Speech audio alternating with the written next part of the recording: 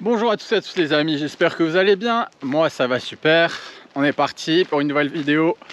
Réflexion du jour numéro 2.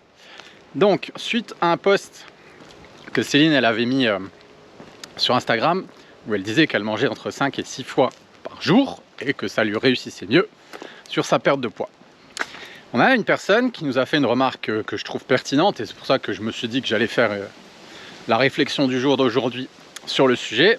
Elle nous disait, je vais vous mettre son post, son message juste là.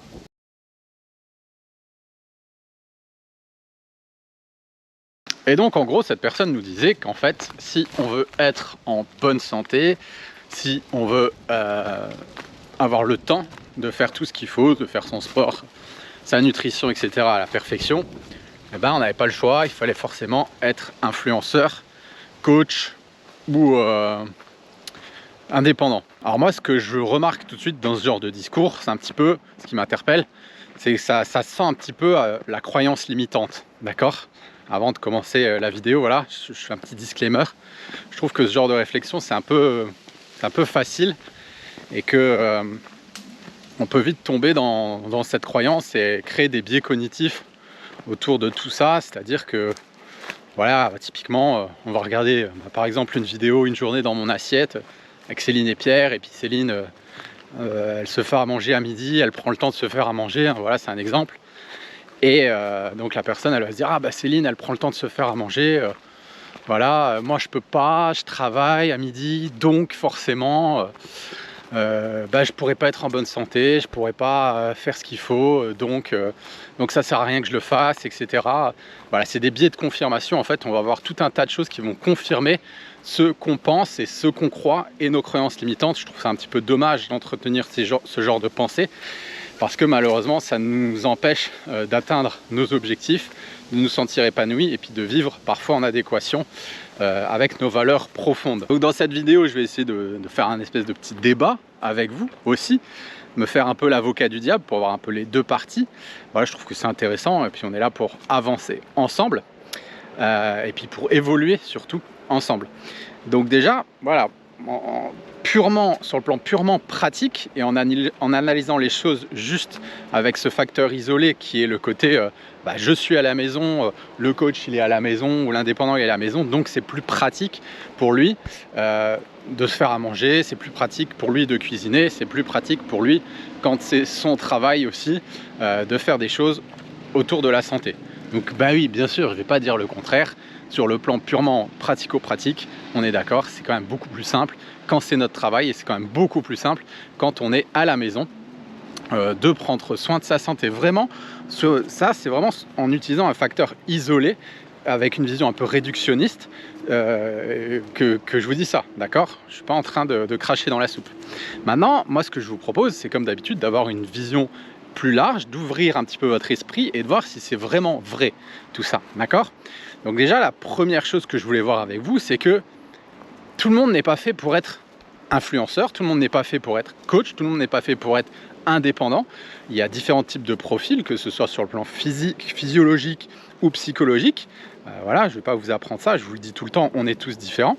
Vous pouvez très bien aller regarder les travaux dans l'Ayurveda, mais aussi d'Hippocrate, de Jung, qui expliquent les différents types de profils, que ce soit physiologique ou psychologique. C'est pas moi qui l'ai inventé, c'est ce que je veux vous dire. Donc, il y a des personnalités, il y a des gens qui ne sont pas câblés pour être entrepreneurs. D'accord? Il y a des gens qui adorent leur travail, il y a des gens qui ne sont pas câblés pour être coach, influenceur, bien sûr. Il y a des gens qui adorent leur boulot, il y a des gens qui sont plutôt artistes, créatifs, il y a des gens qui, nous dans nos coachings, on accompagne des gens, ils sont infirmiers, on accompagne des gens, ils sont caissiers, on accompagne des gens qui sont voilà, de tout horizon professionnel, qui travaillent sur des chantiers, qui aiment leur travail et qui n'ont pas envie de faire ce que nous on fait, par exemple, et qui se sentent très bien comme ça. Donc voilà, moi ce que je veux vous dire, c'est qu'il faut surtout rester à sa place, un petit peu comme avec les sportifs de haut niveau versus les sportifs amateurs. Il y a les sportifs professionnels et les sportifs amateurs et ils ne se mélangent pas. Pourquoi? Parce que les sportifs professionnels, c'est leur travail, ils passent leur vie à ça. Alors qu'un amateur, lui, qu'est-ce qu'il fait? Ben, c'est pendant son temps libre. Donc vous voyez qu'en fait, c'est des personnes qui ne jouent pas dans la même cour. Et si votre vocation ou si votre travail et si votre kiff, c'est pas du tout de faire coach indépendant ou influenceur, eh ben il n'y a pas de problème. Mais restez dans votre cour, c'est ce que je veux expliquer, c'est ce que je vais vous expliquer. Ne vous prenez pas la tête à essayer de faire aussi parfaitement qu'un influenceur, etc. Parce que lui, c'est son job. Lui, en général, c'est sa passion. Pour lui, ce n'est pas une contrainte, c'est des gens qui aiment faire ça, d'accord? C'est des gens qui prennent beaucoup de plaisir à faire ça. Et si c'est votre cas, ça sert à rien de se forcer. Essayez juste de vous faire de votre mieux et de trouver ce qui est pour vous adapté et à la juste mesure et ce qui vous permettra de tenir sur la durée. Ensuite, je vais passer un petit coup de gueule que je trouve vraiment super important. C'est par rapport aux influenceurs et le fait qu'on idolâtre, voilà, beaucoup de gens, soit ils idolâtrent, soit ils dénigrent la vie des influenceurs. Et en fait, moi je vais vous raconter, c'est que c'est pas du tout le cas et c'est pas du tout ce qu'on croit. Et les influenceurs, c'est pas des gens qui foutent rien de leur journée et qui sont allongés sur leur transat à longueur de journée et qui mangent sainement et qui font tout ce qu'ils veulent et qui vivent une vie de rêve, d'accord? Faut bien comprendre que les influenceurs, ils montrent uniquement les côtés roses de leur vie, pour que honnêtement, hein, voilà, ce soit vendeur et pour que les gens aient envie d'adhérer à leur lifestyle, d'accord? Mais en fait, c'est pas du tout ça la réalité.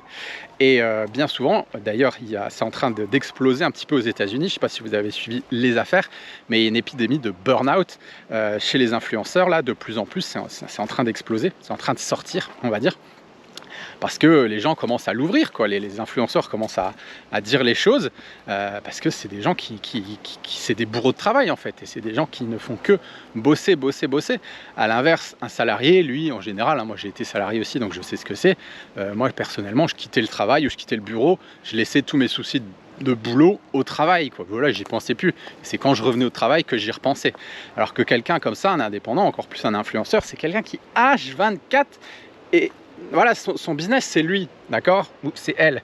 Donc H24, elle a cette pression par rapport à son image, par rapport au travail. Vous connaissez la loi des réseaux, s'il y a une concurrence qui est absolument incroyable. Vous arrêtez de publier pendant une semaine, tout le monde vous oublie, d'accord? Donc il y a vraiment une grosse pression et il y a de plus en plus d'influenceurs là qui sont en train littéralement de péter des câbles. Donc ne pensez pas que c'est voilà, une vie de rêve, hein. C'est beaucoup de travail, c'est beaucoup de pression, c'est aussi c'est des chefs d'entreprise au final. Et pour avoir côtoyé aussi beaucoup d'influenceurs, il y a beaucoup de personnes qui veulent atteindre ce statut ou pouvoir en vivre, mais il y a très peu d'élus, d'accord? Et au final, il faut dire ce qui est, hein, c'est des influenceurs qui des fois prônent la santé, prônent des valeurs saines, etc. Mais malheureusement, c'est des gens qui travaillent tellement et qui ont une telle charge mentale qu'au final, le truc il s'annule en fait. C'est voilà, je prends soin de ma santé d'un côté, par contre ma charge mentale et ma santé mentale et psychologique, je la détruis, quoi, parce que je me mets une telle charge et je finis en burn-out. Donc au final, les bénéfices qu'ils ont sur leur santé, en général, ils sont annulés par les charges de travail. Donc c'est pas non plus optimal.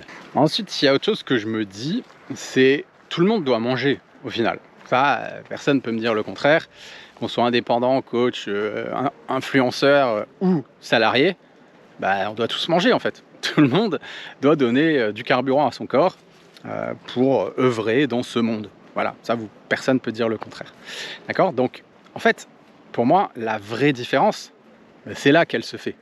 La vraie différence, elle se fait là. C'est pas sur les 2-3 séances de sport qu'un influenceur va pouvoir faire. C'est pas parce que l'influenceur il a le temps de faire tremper son quinoa qu'il va y avoir ça va être incroyable pour lui.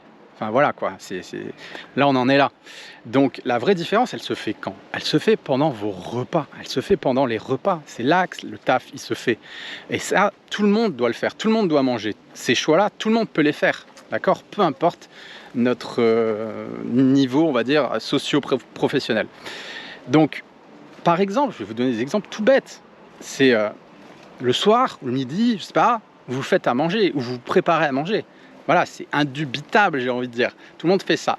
Et plutôt que de faire des pâtes blanches avec de la sauce tomate et de la viande à la bolognaise, avec une montagne de fromage dessus, avec 3 morceaux de pain et une danette en dessert, et là c'est tout simple. Vous prenez des pâtes complètes, vous mettez un filet d'huile d'olive dessus avec du colin par exemple, ou du poulet et des légumes verts, et en dessert, je sais pas moi, un skyr.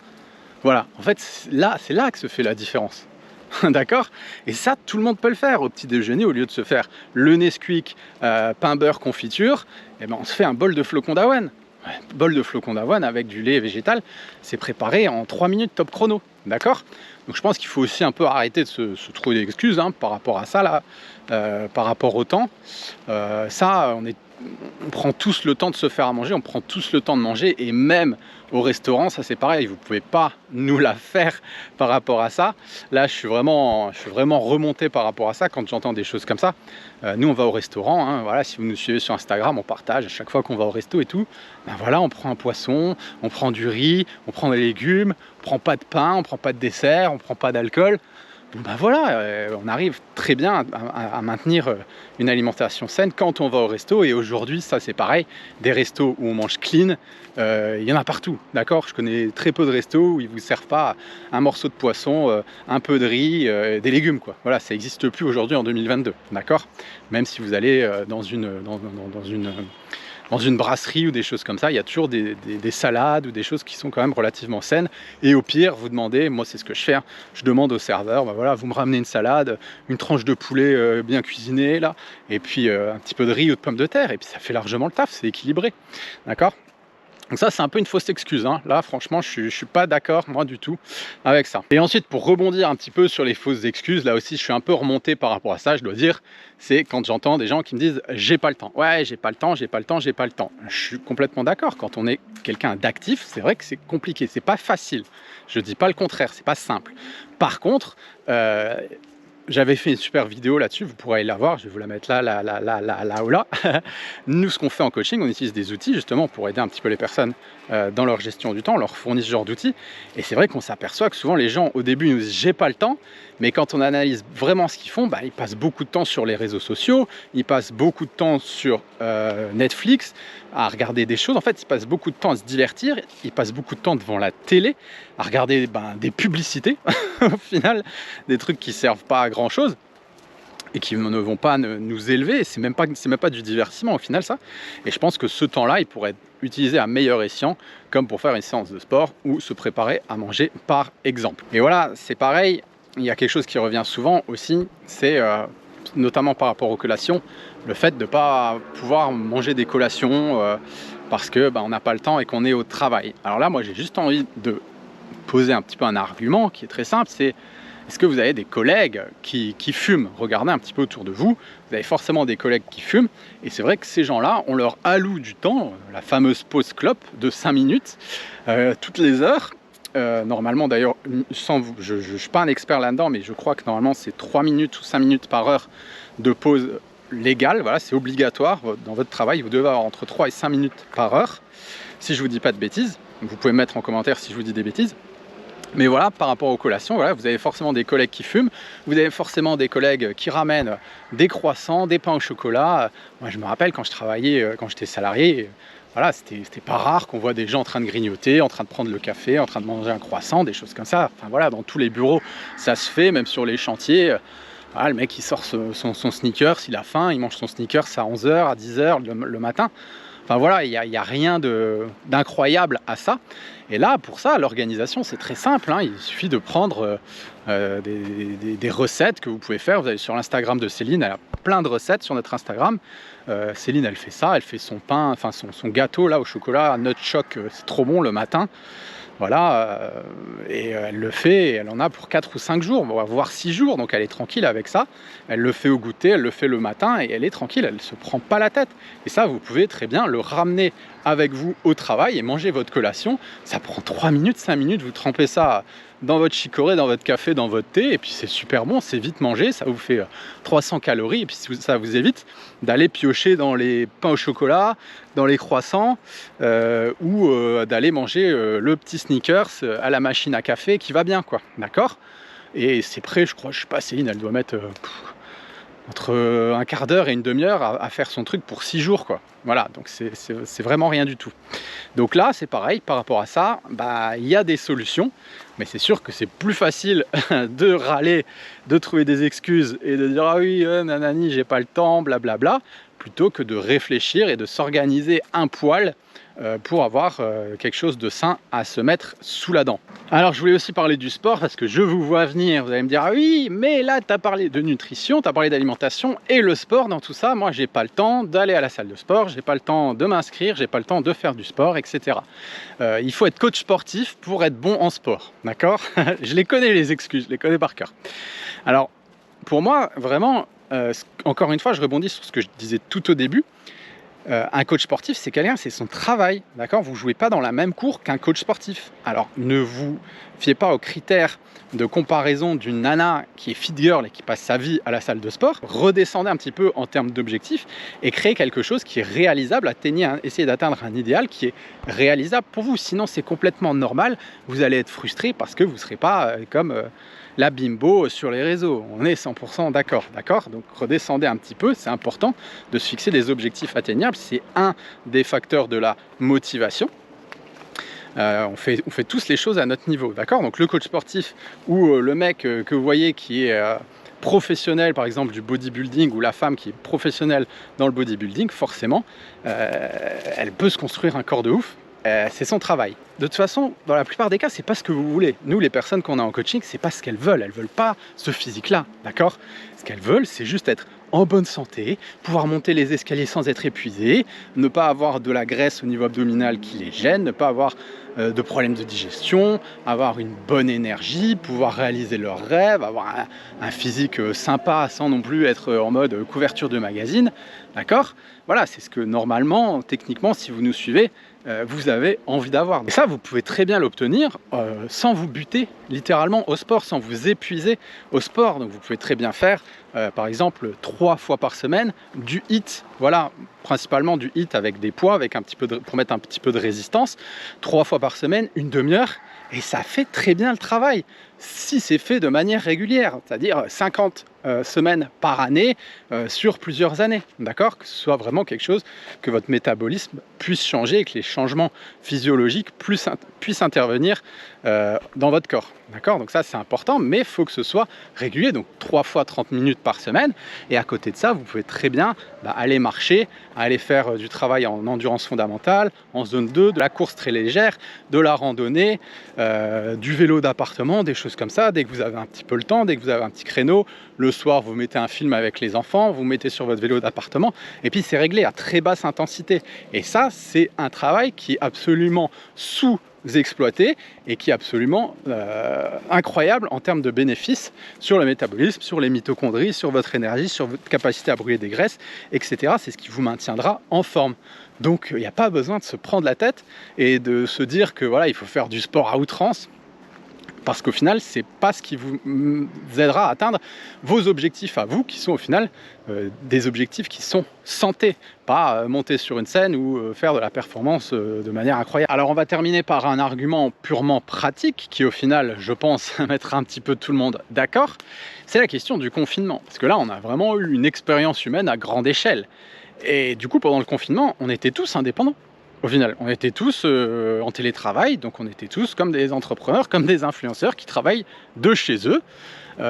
Donc par rapport à ça, et moi la question que j'ai envie de poser dans ce petit débat, c'est est-ce que quand on a été déconfiné, on a eu droit à une invasion de fit girls dans les rues, ou de mecs super bien musclés, en bonne santé, etc. Pas du tout, on est d'accord. Ça a été un véritable désastre sur le plan sanitaire. Les gens ont pris du poids de manière incroyable. Nous, on a en coaching énormément de personnes qui sont venues nous voir avec des kilos de confinement. Et voilà, c'est une réalité, d'accord? Il y a énormément de personnes qui se sont littéralement laissées aller pendant cette période, alors que la vie leur a, au final, permis de se maintenir en forme, d'être en bonne santé, leur a alloué du temps. Ils ne pouvaient rien faire d'autre que ça.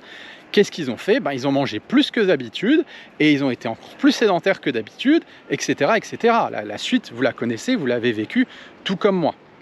Et nous, je peux vous le dire en tant que professionnel, que encore maintenant, plusieurs mois après, on est encore en train d'essayer avec certaines personnes qui viennent nous voir, de les aider pour perdre ces fameux kilos de confinement. Donc vous voyez bien que le problème il n'est pas là. Le problème il n'est pas si j'avais plus de temps, si j'étais influenceur, si je faisais pas le même travail. Avec des scies, on coupe du bois, hein, d'accord? Donc le problème il n'est pas là du tout. Le problème il est intrinsèque, le problème il est interne, le problème il est beaucoup plus profond. Et c'est une vraie problématique d'avoir un véritable souhait de changer les choses.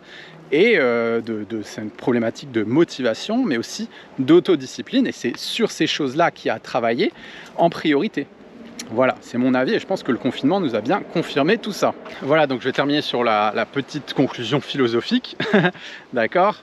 Moi, ce que je dis par rapport à tout ça, c'est au final, est-ce que notre monde moderne, aujourd'hui, est en adéquation avec des valeurs de santé? Et en adéquation avec ce que devrait être un être humain libre et épanoui? Moi, je pense que non. Est-ce que travailler 8-10 heures par jour, prendre 1 heure, 2 heures dans les transports en commun, est-ce que c'est bon pour la santé? Est-ce que c'est physiologiquement acceptable, ça? Voilà, pour moi la réponse est non. Et si vous, à titre personnel, vous remarquez, voilà, faites ce que vous voulez, moi je vous dis ça, vous remarquez que même en faisant des efforts, même en vous organisant, même en agençant votre temps pour faire ce qu'il faut pour votre santé, les résultats ne sont pas au rendez-vous, les résultats ne sont pas suffisamment intéressants par rapport à ce que vous voulez, bah là, il y a des questions à se poser. Voilà, des questions toutes bêtes à se poser. C'est est-ce que voilà, sincèrement, je suis prêt à sacrifier ma santé pour mon travail? Est-ce que mon travail en vaut la peine? Est-ce que je suis prêt à sacrifier ma santé pour ma fiche de paye? Est-ce que peut-être les 500, 600, 1000 euros que j'aurai via cette augmentation méritent, avec toute la charge de travail que ça représente, mérite que je détruise ma santé, que je nuise à ma santé mentale, que j'ai plus le temps pour prendre soin de moi, etc. Donc ça, c'est des questions que chacun doit se poser, et en fait, c'est individuel, hein, tout simplement. Et puis si jamais voilà, hein, la personne ou les personnes se rendent compte que non, il faut faire des choix. Nous, c'est ce qu'on a fait, hein, voilà, hein, je ne vais pas vous raconter de bêtises. Au bout d'un moment, voilà, hein, moi, que ce soit à l'armée ou après, au bout d'un moment, je voyais que c'était des choses qui n'étaient pas saines pour moi. Céline, c'est pareil, hein, dans sa pharmacie, elle restait à piétiner, elle passait des heures dans sa pharmacie. Au bout d'un moment, elle voyait bien que c'était déjà plus en adéquation avec ses valeurs, et puis que c'était pas forcément bon pour sa santé. Elle n'avait pas le temps de prendre soin d'elle. Elle a quand même fait presque 15 ans en pharmacie, voilà. D'accord, au bout d'un moment, il faut prendre des décisions. Si vraiment les choses ne vous conviennent pas, il faut bouger. Voilà les amis, écoutez, je pense que j'ai fait le tour. Ça m'a fait super plaisir d'échanger avec vous. N'hésitez pas, si vous avez des remarques à faire, si vous voulez qu'on débatte un petit peu plus dans les commentaires, allez-y. Partagez aussi votre expérience, vos expériences, comment vous vous organisez, comment vous faites. Le but, c'est d'évoluer, d'avancer ensemble. N'hésitez pas non plus à aller sur notre compte Instagram, nous suivre. C'est vrai qu'on partage pas mal de choses en story, plutôt dans le sens un peu lifestyle, et ça peut vous donner des idées, hein, en termes d'organisation, en termes d'agencement, des choses comme ça. Voilà, vous pouvez toujours prendre des choses, je pense, ça peut être intéressant. Et puis si vous avez besoin de plus de renseignements, tout ce qui est accompagnement, formation, livres, etc., vous pouvez vous rendre sur notre site internet www.j'alimentemassanté.com et vous trouverez tout ce dont vous avez besoin. Voilà les amis, écoutez, moi je vous dis à tout bientôt, portez-vous bien, je vous envoie plein d'autres positives. Ciao ciao.